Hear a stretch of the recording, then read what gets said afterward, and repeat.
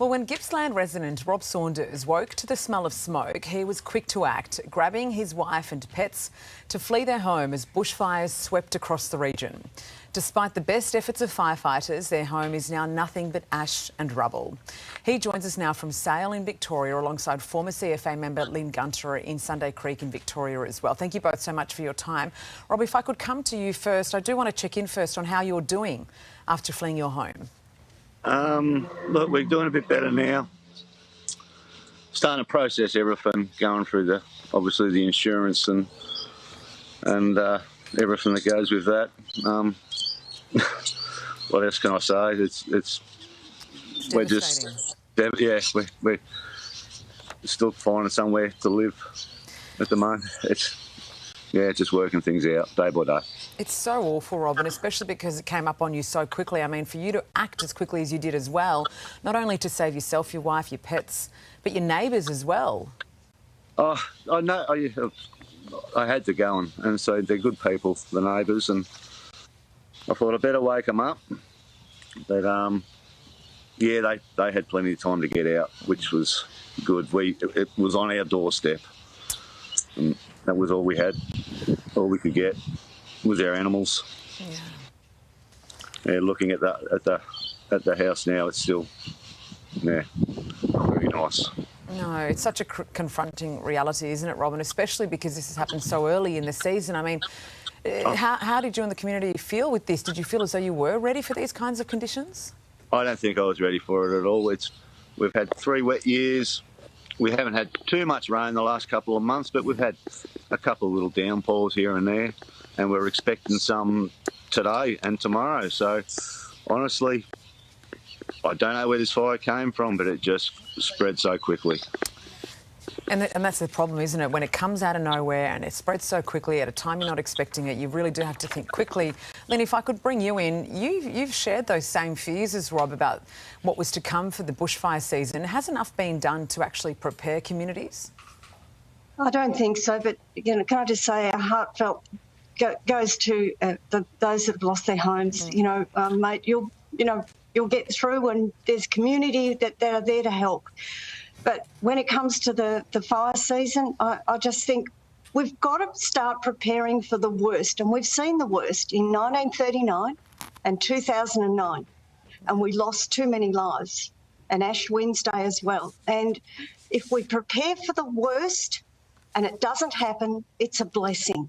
But I don't think we're still just not getting the point that historically we've got to look at what we can do to prepare ourselves. Community, it's a partnership, with the communities, with government.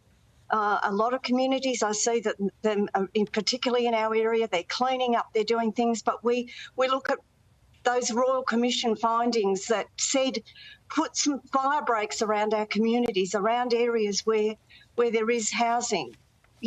You've got an overlay of Victoria that shows where all the fires have occurred historically.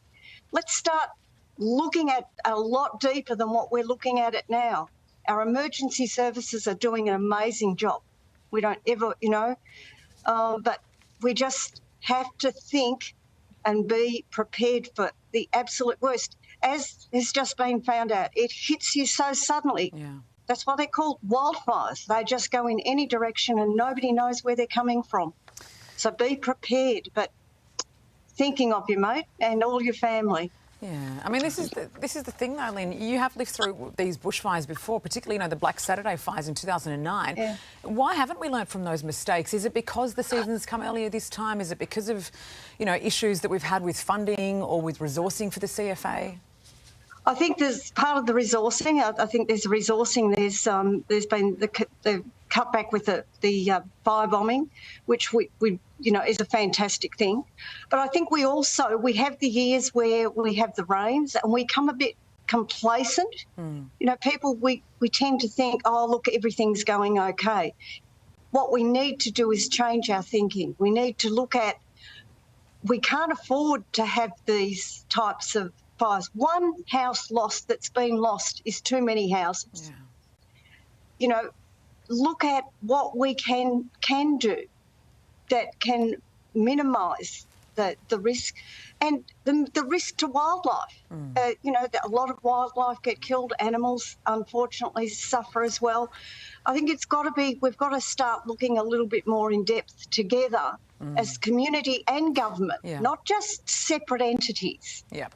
And Rob, just before we go out, you know, we're thinking of you. This is such a difficult period. What comes next for you and your wife? Honestly, I'd find somewhere permanent to stay.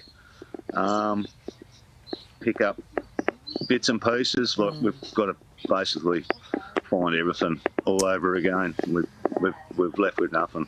Oh, mate, it's devastating. We're so sorry.